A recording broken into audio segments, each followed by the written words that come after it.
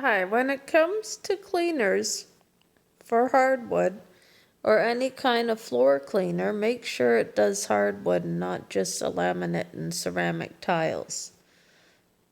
You don't want to use a hardwood floor cleaner that has harsh chemicals or any kind of dangerous chemical that can harm the wood. Make sure it does a good job and test it out before you buy it. Always test the product out. Pledge hardwood floor cleaner is recommended. Pine Sol, maybe not that good, but it does the job.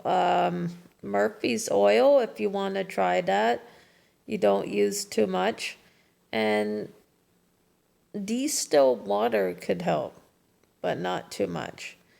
Do not use water on hardwood floor because you're going to ruin the floor, but a steam cleaner is okay. It won't ruin the hardwood. It doesn't put too much on it. If you use a little bit, you won't harm the wood.